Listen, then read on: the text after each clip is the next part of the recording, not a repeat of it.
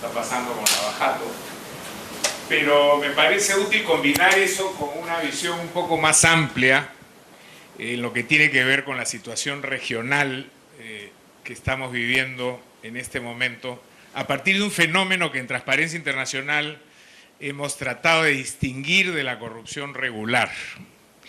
Ustedes han visto en la lámina que presentó Evelyn hace un momento cuál es la situación del mundo. Esos colores no están ahí por gusto. Transparencia Internacional, que viene haciendo este ejercicio de medir la percepción de corrupción hace más de 15 años, decidimos hace unos 5 empezar a pintar el mundo de color para ver cómo es que se miraba la foto. Y entonces los países que tenían mayores niveles de corrupción los pintamos en un rojo intenso que iba bajando hacia un naranja y hasta un amarillo muy clarito para aquellos países que prácticamente no tienen corrupción. Y la foto es esa. Tenemos más de 2/3 partes de la humanidad padeciendo de severas condiciones de corrupción. Y si ven ustedes nuestra región, van a ver que hay solamente 3 puntitos amarillos, casi imperceptibles, porque uno es una franja larga que es Chile, el otro es Uruguay, que es un país pequeño, y Costa Rica, que aparece casi perdido en medio de un rojo súper intenso de Centroamérica y Norteamérica. Entonces, esto nos lleva a preguntar qué está pasando en la región. Esto no es un problema aislado. Si yo escuchara lo que acabamos de escuchar de Evelyn, sentado en un país como México o en un país como Guatemala o en mi propio país, diría, bueno, ojalá esos fueran los problemas que tenemos que enfrentar nosotros en materia de corrupción. Y es que Costa Rica, comparado regionalmente con otras realidades, y ahí están las cifras, está en una posición bastante mejor. No interesan tanto los números resaltados, sino porque una cosa es la posición y otra cosa es el puntaje. La posición varía según la cantidad de países que se miden y cuáles se repiten o no. Pero si sacamos un promedio y la tabla de Transparencia Internacional del índice de percepción de corrupción va de 0 a 100, donde 0 es un país totalmente corrupto y 100 es un país inexistente, es decir, un país que no tiene corrupción. Por lo tanto, cuando nos acercamos a cifras por debajo de 50, en un análisis elemental de colegio, estamos jalados. No sé si acá se usa la palabra jalada, pero cuando uno desaprueba en el colegio está jalado según la nomenclatura peruana.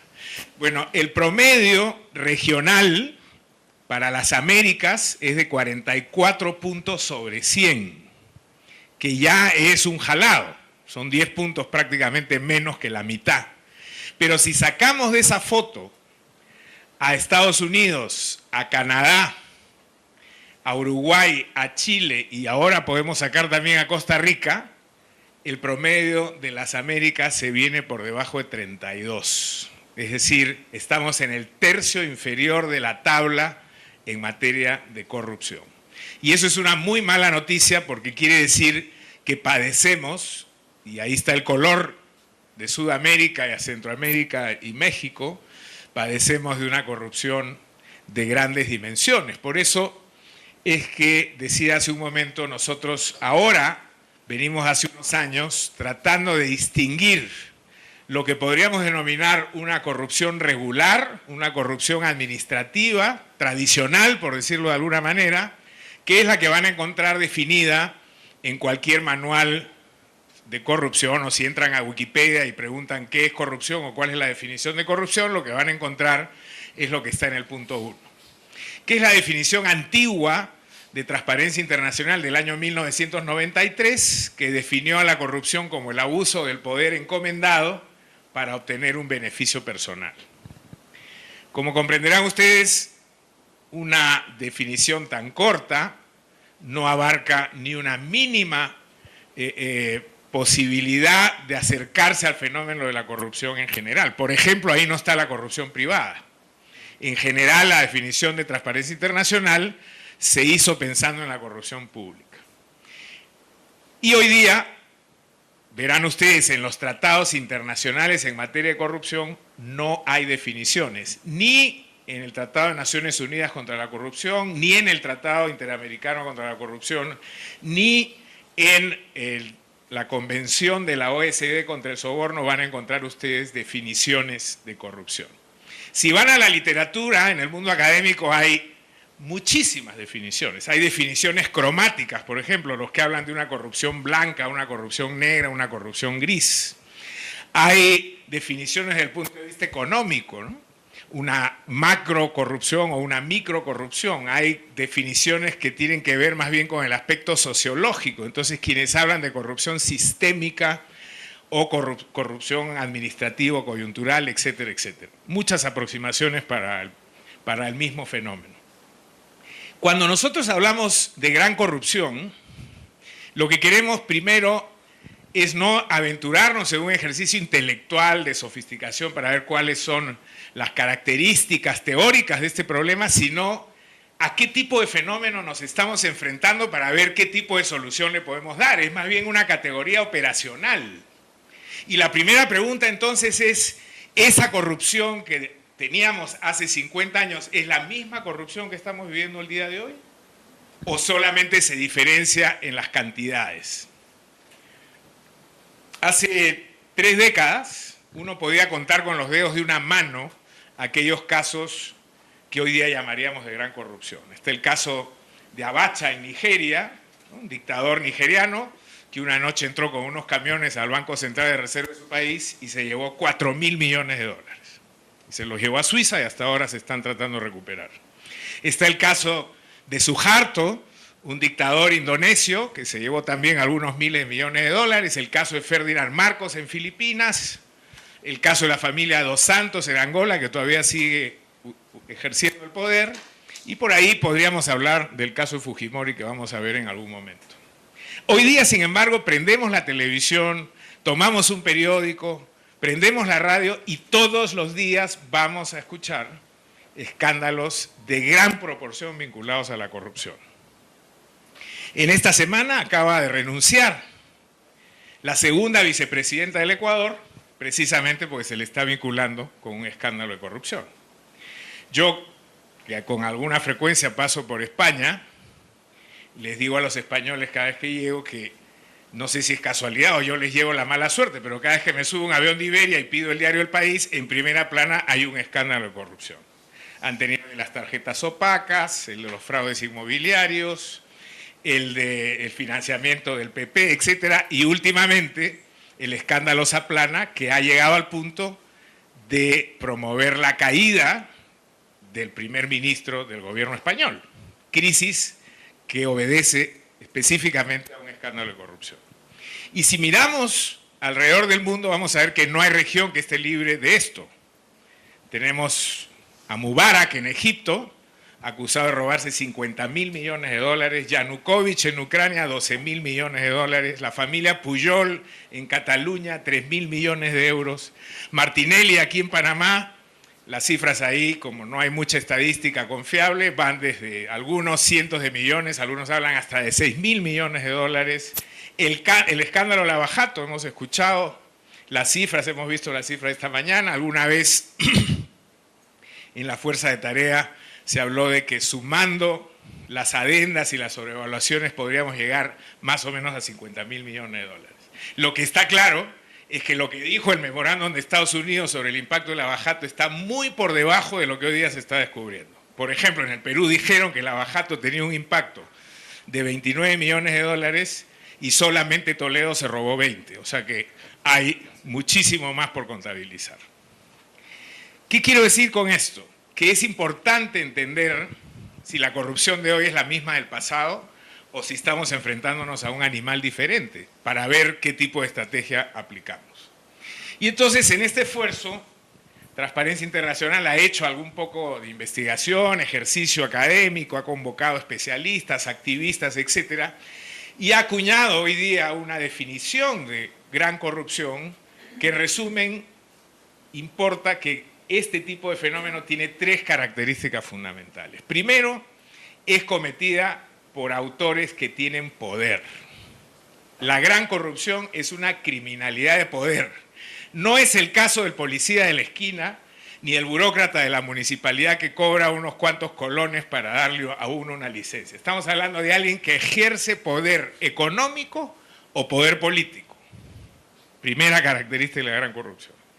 Y por lo tanto puede ser privada o pública. El caso de la FIFA es un típico caso de corrupción privada. Ahí no hay fondos públicos involucrados, pero hay un abuso de poder desde una posición para usufructuar los derechos de la televisión, de la transmisión de los partidos, de los contratos de los jugadores, etcétera, etcétera. La segunda característica importante de la gran corrupción es la cantidad de recursos que involucra. Esto ya es un elemento cuantitativo. Hoy, decía hace un momento, estamos hablando de escándalos de miles de millones de dólares. No sé cuánto es el escándalo del cemento chino acá, pero estoy seguro que califica como un caso de gran corrupción, por lo menos si lo miramos a escala en la economía de Costa Rica. Y esto tiene varias explicaciones. Primero, hay más dinero sobre la mesa del mundo. En los últimos años ha aumentado 3% el ingreso per cápita mundial, es decir, hay más dinero circulando en el mundo. Hay más recursos tecnológicos para disponer de ese dinero, y lo habrá y se complicará más todavía en el futuro con todas estas novedades de los bitcoins y la inteligencia artificial y la opacidad que pueden traer todas estas operaciones cada vez más sofisticadas que la tecnología permite. Entonces, segunda característica, estamos hablando de fenómenos de gran dimensión. Y la tercera, que creo que es la que le pone la diferencia cualitativa a la gran corrupción respecto de la corrupción tradicional, es el impacto que ésta tiene en los derechos humanos. Hablábamos ahora más temprano que hay ya una tendencia global, pero muy fuerte en la región, de vincular la gran corrupción con las violaciones a los derechos fundamentales. Yo vengo ahora de Washington, donde hemos estado en algunas reuniones precisamente discutiendo esto. Ya la Comisión Interamericana ha sacado 2 resoluciones, la 1.17 y la 1.18, donde desarrolla este problema de la relación antecedente-consecuente entre corrupción y derechos humanos, y próximamente va a sacar un reporte y estamos discutiendo si tiene sentido desde un punto de vista estratégico promover un relator para América en materia de corrupción desde la Comisión Interamericana de Derechos Humanos. ¿Cómo se evidencia esa vinculación entre corrupción y derechos humanos? Es muy simple. La corrupción mata, y esto no es retórica, por favor, no estoy haciendo un discurso sensiblero para emocionarlos y que puedan de alguna manera simpatizar con mis ideas. La corrupción mata y mata de verdad.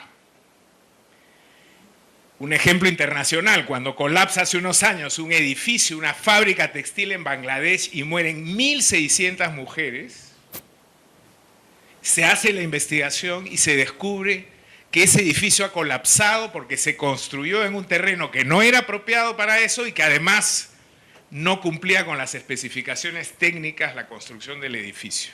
Y todo eso fue posible porque el propietario de esa fábrica sobornó al alcalde y a los supervisores de la obra para que se pueda hacer esta construcción deficiente que termina matando 1.600 mujeres. Eso es un costo directo de la corrupción. Cuando en Guatemala mueren más de 100 personas que van al sistema de salud pública a hacerse diálisis y empiezan a morir una tras otra, y luego se descubre que mueren porque no tenían la tecnología ni los protocolos médicos para hacer esos exámenes o esos procedimientos de diálisis, se descubre que la licitación fue una licitación que la ganó una empresa que no tenía la capacidad para hacer esas diálisis y que había sobornado al comité para que le den el contrato. Esas muertes son muertes directas de la corrupción.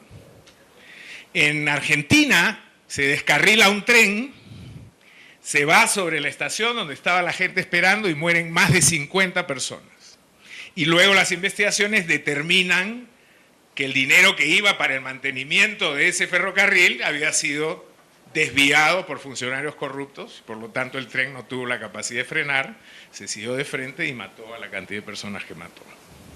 Y los ejemplos pueden seguir. En mi país hace poco hemos visto el horroroso escenario en el que 2 jóvenes estaban encerrados en un container haciendo trabajos para una empresa informal con candado, y de pronto se produce un incendio y mueren calcinados porque no había forma de que pudieran salir de ese infierno.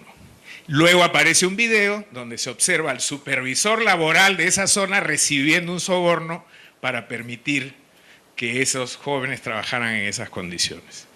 Y esto mismo lo podemos trasladar a la salud, a la educación, a la vivienda, al acceso a agua potable, desagüe. Es decir, cada dólar, cada sol, cada colón que se desvía en materia de prácticas corruptas de gran nivel, lo decía Silvana más temprano, en el caso del Lava Jato hemos visto, por ejemplo, las consecuencias sociales que ha traído. ¿Cuántos empleos se han perdido en Petrobras? Más de 80.000, si mal no recuerdo. Esas son directas implicancias de la gran corrupción en la vigencia de los derechos humanos. ¿Qué cosa significa esto en concreto? Que la gran corrupción tiene que ver con nuestra vida diaria. Es decir, no es una abstracción, no es una historia teórica, sino que tiene que ver con la calidad de vida que desarrollamos diariamente. Y aquí lo que la historia enseña es que quienes pagan normalmente la factura de la gran corrupción son los más pobres. La gran corrupción es un impuesto que le imponemos o le imponen los corruptos a los más pobres de las sociedades vulnerables. Entonces, dicho todo eso, creo que tiene sentido hoy día poder afirmar, por lo menos algunos creemos que tiene sentido poder afirmar, que este tipo de corrupción es distinta a la corrupción tradicional administrativa. No estamos diciendo necesariamente que sea peor, y no quiero meterme en esta discusión ociosa de decir, pero la petty corruption o la corrupción pequeña es tan mala como la gran corrupción. Por supuesto que sí. Y para un pobre le afectará tanto pagar unos cuantos colones que le roben del presupuesto nacional. Pero desde el punto de vista estratégico, ya que no tenemos muchos recursos para combatir la corrupción, hay que optar por dónde empezar, y a mí me parece que este problema, que es un problema particularmente grave en América Latina, debería ser, desde el punto de vista de planificación de nuestras acciones, una prioridad. Y un ejemplo de eso es el caso Fujimori-Montesinos.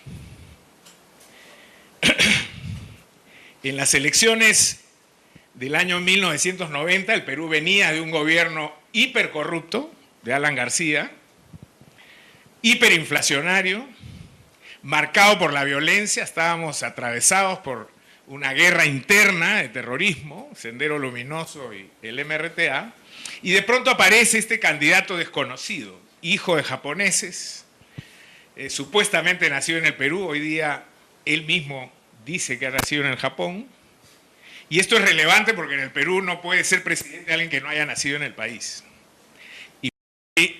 Originalmente dijo que había nacido en el Perú, después cuando fugó, como le convenía, dijo que había nacido en Japón, y hasta el día de hoy no se ha podido clarificar porque su partida de nacimiento ha desaparecido, el cuaderno donde estaba registrada la inmigración de sus padres ha sido borroneado, entonces hay muchas dudas. Pero lo cierto es que aparece este señor desconocido y dice, yo quiero ser presidente. Y Fujimori era conocido en su casa a la hora del almuerzo porque nadie tenía idea quién es este señor. A pesar de que ya había llegado a ser rector de la Universidad Agraria, que es una universidad pública importante, y que tenía un programa que nadie veía en televisión, en el canal público, sobre agronomía.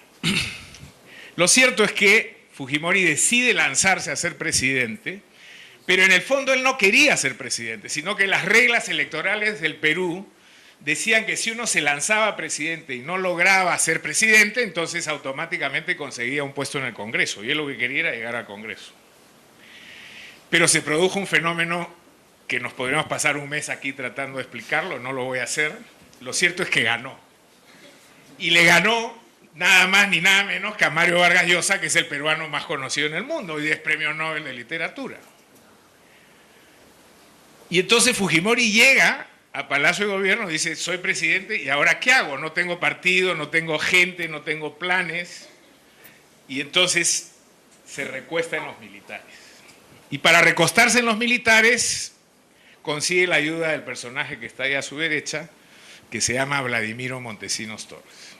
Vladimiro Montesinos Torres era en esos momentos un ex capitán de las Fuerzas Armadas, que para hacer corta esa historia también, que tiene varios capítulos, es sorprendido en el Pentágono de los Estados Unidos, a donde había viajado sin permiso, siendo asesor del ministro de Defensa del Perú y militar en actividad, a venderle secretos militares del Perú a los Estados Unidos en la época en que a mi país toda la infraestructura militar bélica la proveía la Unión Soviética en aquel entonces. O sea, era un caso típico de traición a la patria. Bueno, Montesinos es sorprendido, regresa al Perú, lo detienen y lo iban a fusilar, pero a su jefe le dio pena, pidió clemencia y no lo fusilaron y lo mandaron a la cárcel. En la cárcel estudió Derecho y después, como la política en América Latina tiene esos vaivenes, después de un tiempo fue liberado. Como abogado, ya por supuesto estaba dado de baja y se dedicó a defender narcotraficantes colombianos y peruanos en el Perú. Hizo dinero y por una coincidencia de aquella campaña electoral le presentan a Montesinos como abogado a Fujimori, porque cuando Fujimori era candidato, ya faltando pocos meses para la elección, se descubre que había obtenido unas tierras gratis del Estado peruano, que había montado un programa de promoción para campesinos sin tierra, y Fujimori, siendo rector de la Universidad Agraria, presentó una solicitud diciendo que era un campesino sin tierra y se hizo de un fundo. Esto fue descubierto, iba a perder su capacidad de ser candidato, porque esto era un delito contra la fe pública, y le presentan a Montesinos y le dicen, este abogado te lo puede arreglar. Y efectivamente se lo arregló. Se robó el expediente, nunca más se pudo encontrar el documento, y Fujimori terminó siendo presidente. Y en pago a sus servicios lo nombró su asesor personal en materia de inteligencia, luego de narcotráfico, y luego de muchas otras cosas más, seguridad nacional, etc. Y ahí se forma esta dupla, con esos antecedentes. Un presidente falsificador que no quería ser presidente y un personaje oscuro del ejército peruano vinculado al narcotráfico y a una serie de malas prácticas. Y ese es el gobierno que se instala en el Perú en el año 1990.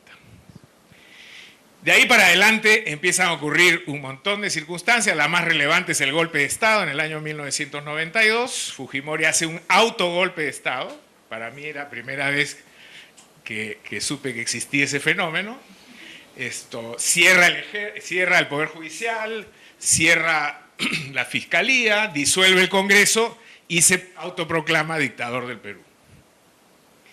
Como hubo mucha presión de la OEA, de la comunidad internacional, se vio obligado a reabrir esto luego a través de elecciones y curiosamente ganó masivamente las elecciones con este discurso que a veces es muy popular en América Latina de voy a poner ley y orden y aquí lo que se necesita es una mano dura, ¿no es cierto? Y gente que decía queremos un Pinochet en el Perú, etcétera, etcétera.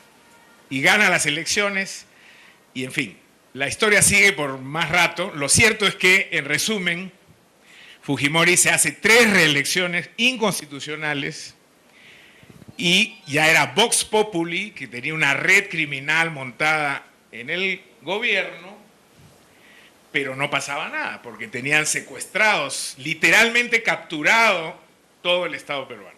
Hasta que aparece un video. Aparece un video que un personaje de la oposición lo filtra a la televisión por cable, que era el único canal independiente que quedaba porque el gobierno había tomado control de todos los canales de televisión, de todos los periódicos menos 2 y de todas las radios menos 1.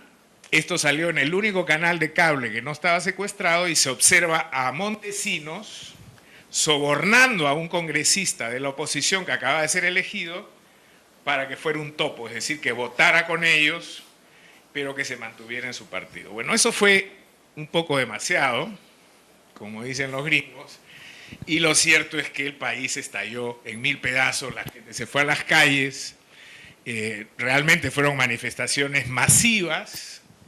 Fujimori tuvo que juramentar su tercer periodo ilegal en los cuarteles del ejército y no en Palacio de Gobierno o en el Congreso, y al poco tiempo Montesinos se escapó, se fue a Panamá, trató de encontrar asilo, no lo consiguió y terminó en Venezuela en la clandestinidad. Cuando Montesinos huye, la presión sobre Fujimori era de tal magnitud que se vio obligado a salir en cadena nacional y decir, bueno, he sido traicionado por este miserable Montesinos, yo no sabía nada, me acabo de enterar, y voy a adelantar las elecciones porque creo que efectivamente se me han pasado algunas tortugas por las piernas, pero voy a gobernar un año más y a fin de año les entrego el poder. Por supuesto, nadie aceptó esta circunstancia, y en ese momento muy delicado de crisis nacional, a Fujimori se le ocurre que sería una buena cosa empezar a investigar penalmente a Montesinos, y ahí es cuando entro yo en escena. Me llama el ministro de Justicia, con quien yo tenía alguna amistad, había sido mi profesor, y me propone que me haga cargo de las investigaciones contra Montesinos. En el Perú hay una ley que permite que alguien del sector privado, en circunstancias especiales, pueda ser nombrado procurador especial, ad hoc, y entonces empezamos las investigaciones. Cuando empezamos las investigaciones, había que montar una oficina, no teníamos absolutamente nada, ni presupuesto. No me quedaba a mí muy claro cuál era el rol, hasta qué punto Fujimori estaba involucrado, cuánto sabía, cuánto no sabía, cuánto había sido organizado, etc. Y entonces empezamos a hacer efectivamente las investigaciones contra Montesinos. A los pocos días que estábamos embarcados poniendo la primera denuncia, aparece en televisión el hermano de Pablo Escobar, nada menos, el narco más importante del mundo, que acaba de escribir un libro y que dice que él había sido testigo de que su hermano Pablo le había pasado $1 millón a Fujimori para su campaña electoral. Y que hubo una llamada en la que él estuvo presente, en la que Pablo Escobar habla con Montesinos, Montesinos le pasa el teléfono a Fujimori, Fujimori le agradece ese $1 millón que había recibido. Bueno, ahí estábamos nosotros en la Procuraduría, 4 abogados, sin oficina, sin presupuesto, y con el que nos había nombrado, involucrado en tremendo caso de narcotráfico y lavado de activos. Entonces lo que hicimos fue convocar una conferencia de prensa y denunciamos al presidente de la República, quien 4 días después se toma un avión, se va al Japón y renuncia por fax. Creo que es la única renuncia en la historia del global, por lo menos, en la que un presidente ha renunciado por fax. En esa época el internet todavía estaba un poco precario. Y entonces empezamos las investigaciones sin presidente, vino un gobierno de transición, nosotros obviamente renunciamos porque nos había nombrado el prófugo, el nuevo presidente nos ratifica en el cargo, nos da la confianza, y cuando empezamos las investigaciones encontramos a los pocos días una cosa mucho más compleja de lo que se nos había ocurrido. Nosotros pensábamos que estábamos frente a un típico caso de corrupción administrativa de alto nivel, es decir, un presidente ladrón, algunos ministros rateros y varios altos funcionarios metidos en esas trapacerías. Pero lo cierto es que cuando empezamos a juntar la información, lo que encontramos fue una estructura al interior del Estado que funcionaba como una maquinaria. No en vano, Montesinos le decía la fábrica. Esto se llamaba la fábrica.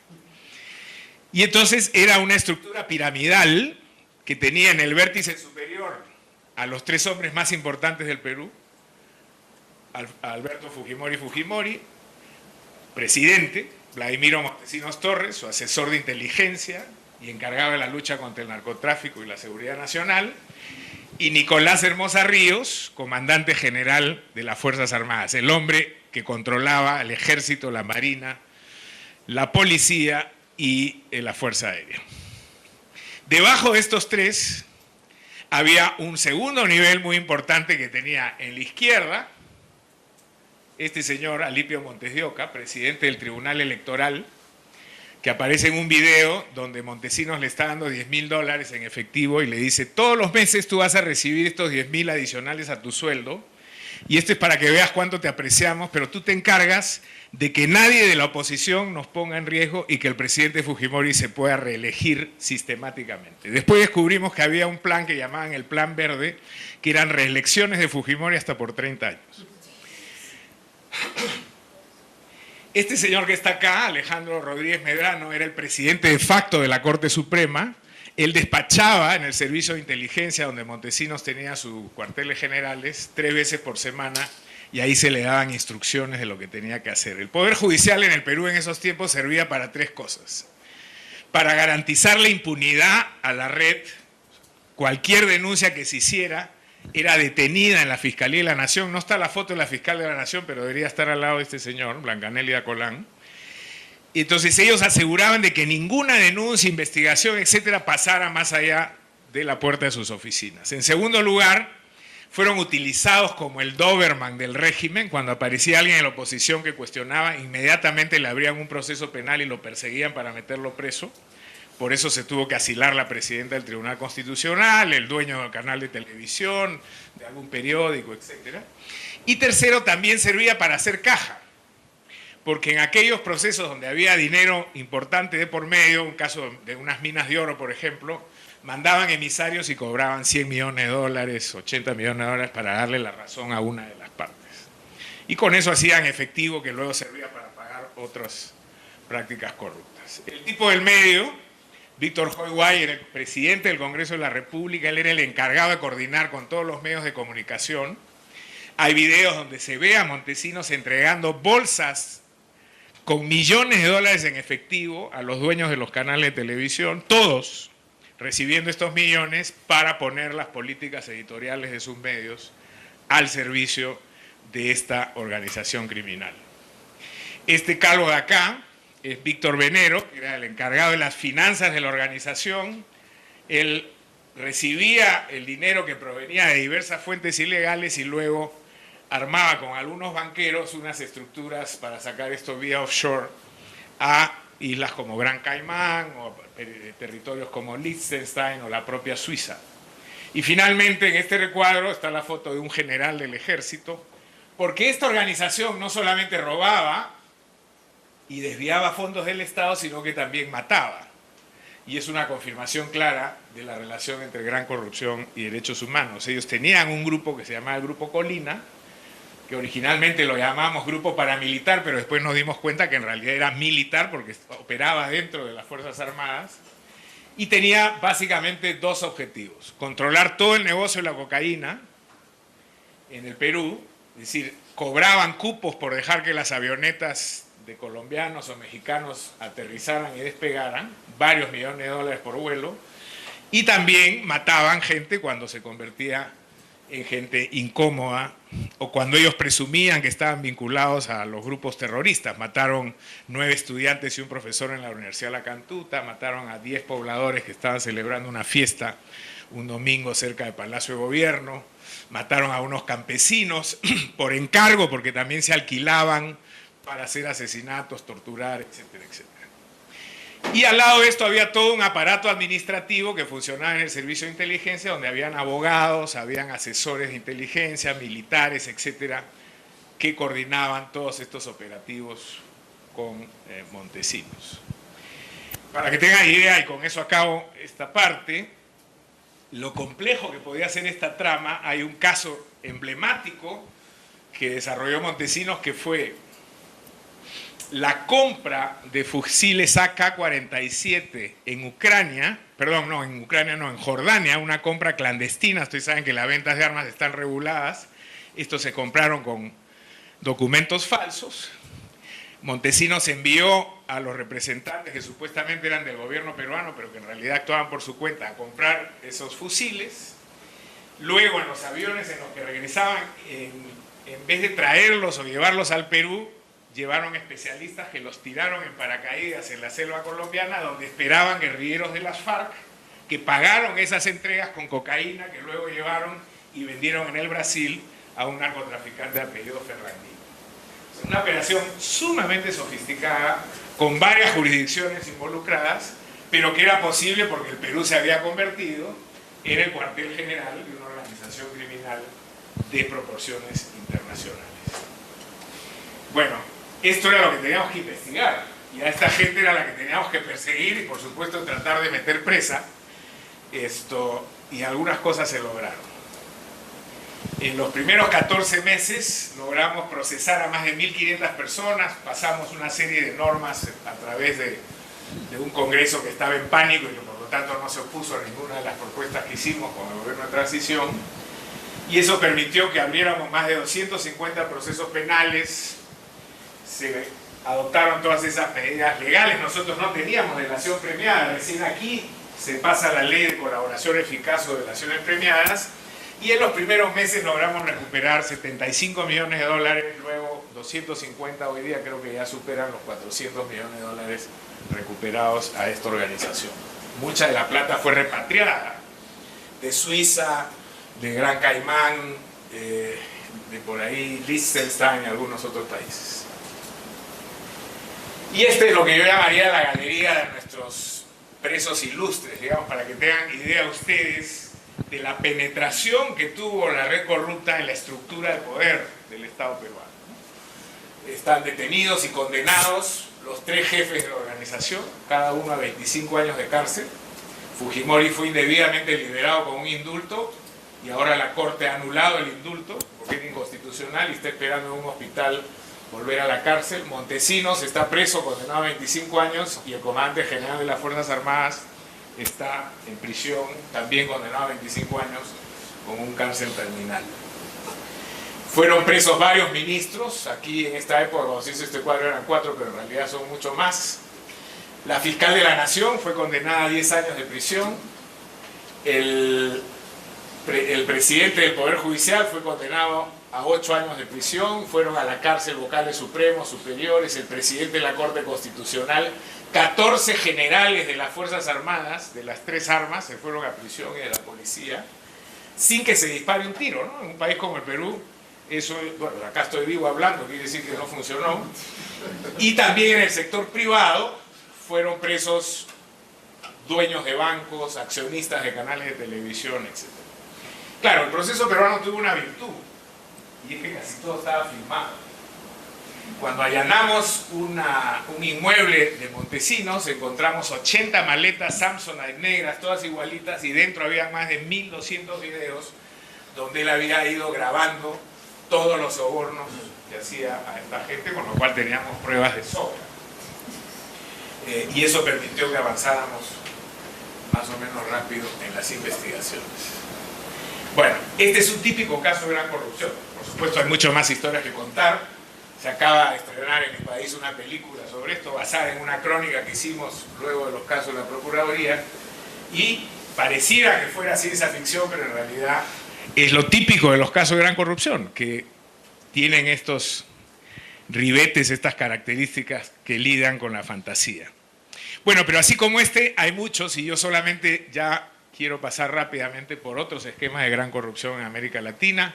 Uno es el de los Panama Papers, ya tiene unos 4 o 5 años. Esto fue una filtración de información de 11 millones y medio de papeles que fueron filtrados desde una sola firma de abogados en Panamá. Panamá tiene más de 500 firmas de abogados que se dedican a hacer empresas offshore. O sea, imagínense la cantidad de información que habrá ahí. Esta, que era la más grande, Mossack y Fonseca, o la segunda más grande en Panamá, alguien le robó la información, se la pasó a la prensa, y de pronto nos enteramos que habían 21 jurisdicciones involucradas, 72 jefes de Estado habían formado empresas offshore. Las empresas offshore son estas empresas oscuras donde nadie sabe quién está atrás y que mueven dineros normalmente para actividades ilegales, no siempre. Pero ¿para qué uno quiere ocultar su identidad a través de una empresa offshore si no es para evadir impuestos, pagar sobornos, recibir dinero ilegal, etcétera, etcétera? Bueno, ahí estaban desde Messi, ¿no?, hasta los presidentes, el actual presidente de Argentina, el primer ministro de Inglaterra, el corrupto expresidente de Egipto, el presidente de Ucrania, el primer ministro de Islandia, que renunció a la semana, el de Pakistán, que fue destituido a los pocos meses, los reyes de Marruecos y el asesino de Arabia Saudita, que ahora está siendo investigado por la muerte de Khashoggi. Es decir, personalidades de primer nivel, todos ellos vinculados a estas empresas extrañas en Panamá. Al lado de ellos, por supuesto, había toda una estructura de bancos, financistas, intermediarios y, por supuesto, abogados. Los abogados jugamos normalmente un papel muy relevante como facilitadores de estructuras de corrupción. Y lo curioso, como suele ocurrir, estos grandes esquemas de corrupción se vinculan con otros. Entonces, Panama Papers se amarra con Lavajato. Ustedes ya deben haber encontrado varios vasos comunicantes. Se amarra con el caso de la FIFA, con la venta de armas ilegales a Siria y con otros grandes fraudes en el mundo. Este es un caso que todavía está en plena investigación, está muy incipiente, pese a que han pasado 4 o 5 años recién, se han formado consorcios de investigadores. Ah, por cierto, está Xi Jinping, el presidente de China también ahí. Es un típico caso de gran corrupción en el que se han movido miles de millones de dólares. Fíjense esta cifra, de los 29 hombres más ricos del mundo según la revista, perdón, de los 100 hombres más ricos del mundo según la revista Fortune, 29 tenían empresas formadas en este paraíso fiscal que se convirtió en Panamá a través de los Panama Papers. Después salió otro escándalo que se llamó los Paradise Papers, que ese es más nuevo, ese tiene 1 año y medio. Me parece que fue en Barbados o en Bermuda creo que así, una de estas islas caribeñas, y ahí se han encontrado, por ejemplo, fondos de las grandes empresas del mundo, Facebook, Apple, Disney, Microsoft, eBay, Glencore, Uber, Nike, todas pasando dinero por estas empresas de dudosa reputación, y nada menos, por supuesto, que la reina de Inglaterra también tiene sus ahorros, parece, dando vueltas por ahí.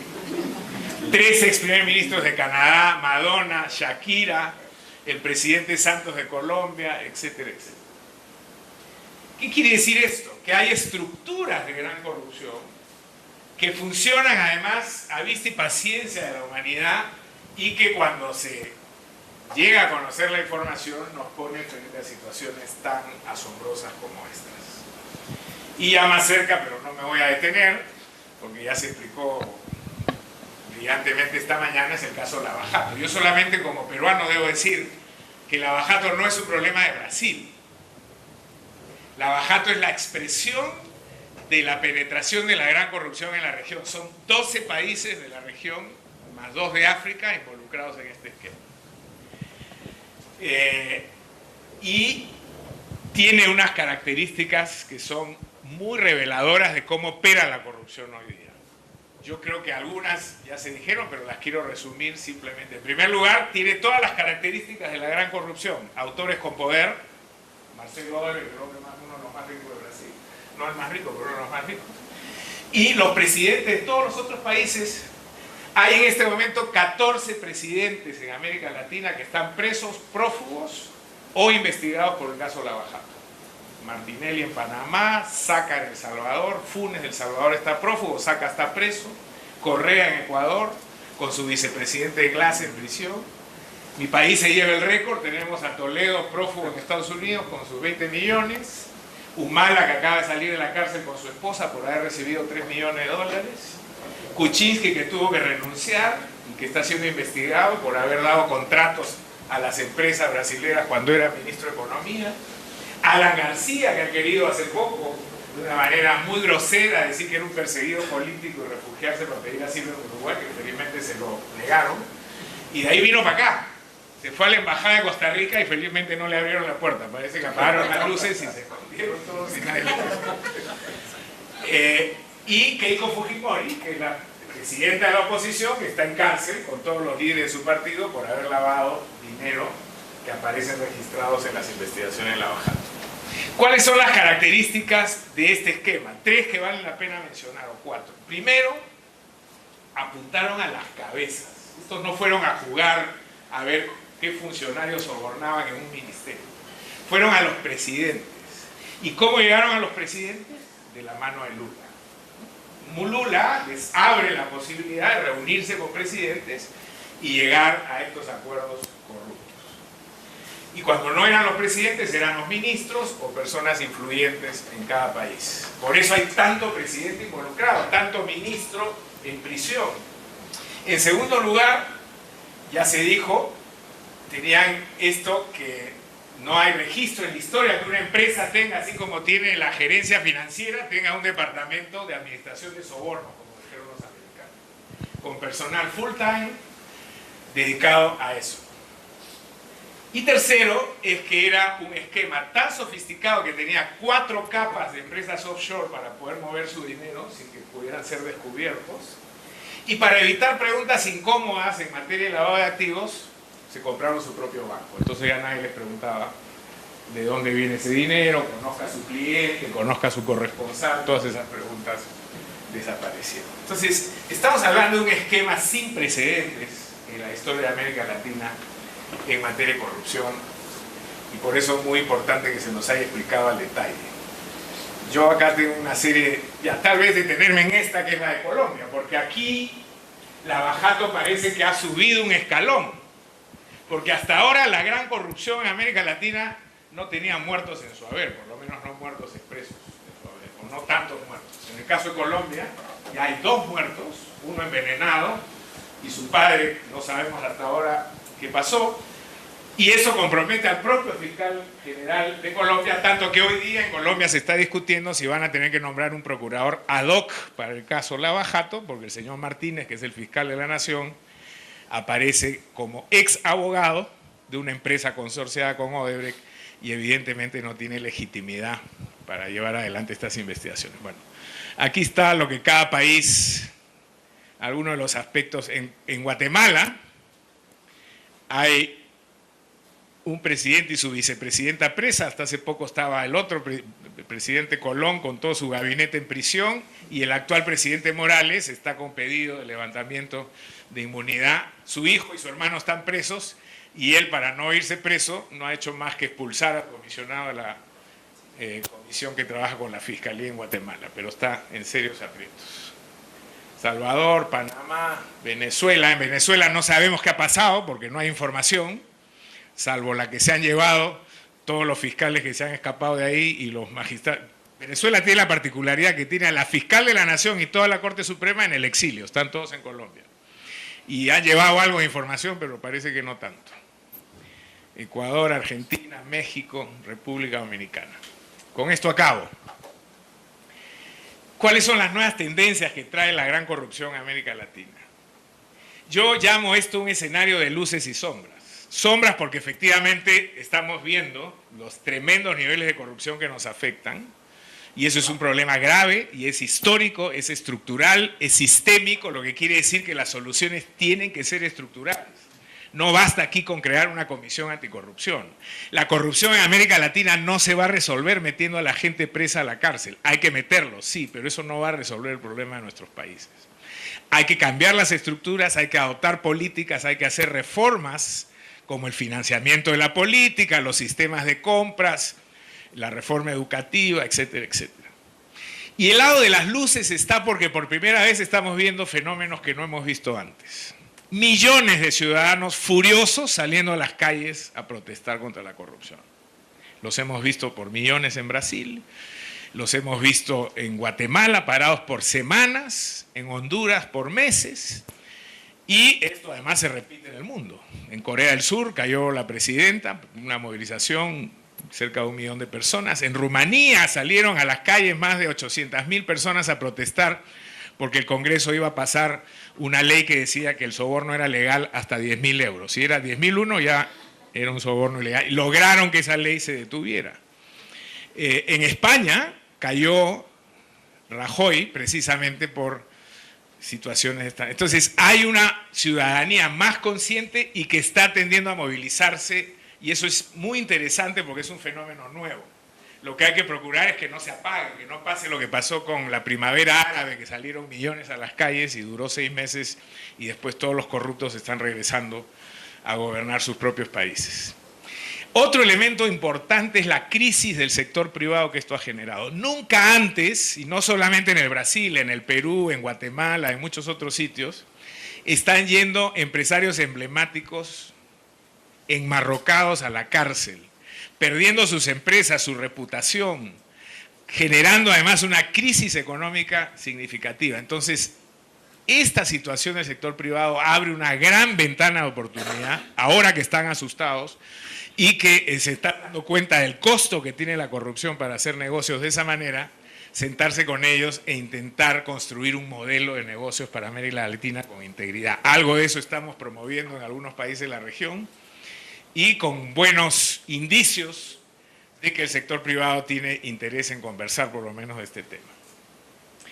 Y por supuesto se han activado una serie de mecanismos de cooperación, como decía Silvana más temprano, nunca antes vistos en la región. No al nivel que nosotros quisiéramos ver, por supuesto, ¿no? Nosotros propusimos en Transparencia Internacional equipos de investigación conjunta, de acuerdo a lo que prevé la Convención de Naciones Unidas. Los fiscales generales dijeron sí, pero nunca lo hicieron. Ha habido una serie de marchas y contramarchas en el tema de compartir información. Creo que ahí todavía hay mucho por hacer. Pero lo que es innegable es que se ha generado una dinámica virtuosa entre fiscales y jueces de la región, que mirando a la fuerza de tarea de Brasil, a Moro, dijeron, ¿y nosotros por qué no vamos a hacer lo mismo?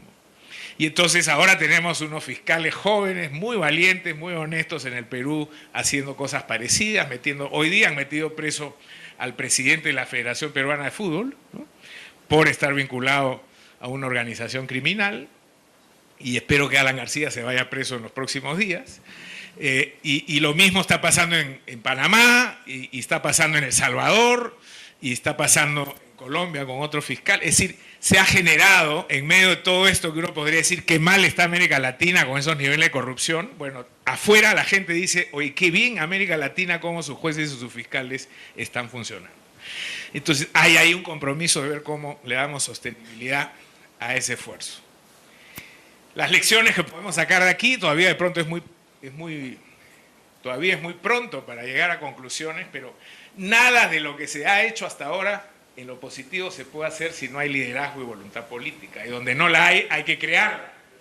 Si los gobiernos no lo hacen, pues en este caso lo están haciendo jueces y fiscales, en otros casos lo hace sociedad civil. Es muy importante ver todos los problemas y la reforma que se requiere a nivel de representación política. Hay una crisis de representación política en la región y en el mundo. No en vano un Bolsonaro puede llegar a la presidencia de la República. Aquí casi ustedes se han salvado por un pelo el que perdió, que quedó segundo, ¿no? En el Perú hay temor de que un Antauro Humala pueda ser presidente. Jimmy Morales, un cómico de profesión y de vocación y de espíritu, presidente de Guatemala, ¿no?, con todo el desastre que significa eso en términos políticos. Entonces, y los partidos todos atravesados por corrupción. Y esto tiene que ver con las reglas de cómo se financia y quiénes llegan al poder. No están llegando los mejores ciudadanos que pueden gobernar nuestros países y llevarnos a una posición mejor por nuestras futuras generaciones, sino los que vienen a saquear, los que vienen a robar y los que quieren encontrar el camino fácil. Entonces, una de las lecciones más importantes es que esto necesita profundas reformas estructurales. Esas son reformas políticas, y por lo tanto no podemos reducir el combate a la corrupción a medidas coyunturales y esporádicas. Acabo con esta idea. Una investigadora norteamericana que acaba de hacer un informe muy bueno sobre Honduras y la corrupción en Honduras, habla ya no de la corrupción como un fenómeno de individuos, sino de un sistema operativo. Ella dice, existe un sistema operativo de corrupción donde se entrelazan altos funcionarios del Estado, miembros de élites de negocios, políticos y representantes de partidos políticos, congresistas, etcétera, y crimen organizado. Esta es una región donde tenemos crimen organizado por donde miremos. Ustedes tal vez no lo experimentan mucho, pero alrededor de ustedes y más hacia abajo todos estamos atravesados por crimen organizado. Y por lo tanto, si estamos hablando de un sistema operativo de corrupción, donde se entrelazan todos estos intereses, la respuesta a ese sistema operativo tiene que ser una respuesta sistémica. Y eso, repito, no se hace solamente investigando, sancionando y metiendo gente a la cárcel. Hay que investigar, hay que sacar lecciones de esas investigaciones, hay que promover reformas políticas y hay que enganchar a esta ciudadanía movilizada para que efectivamente se sintonice con el cambio y pueda venir una nueva clase política que realmente deje en el pasado toda esta terrible historia que acabamos de ver en unos minutos. Muchas gracias.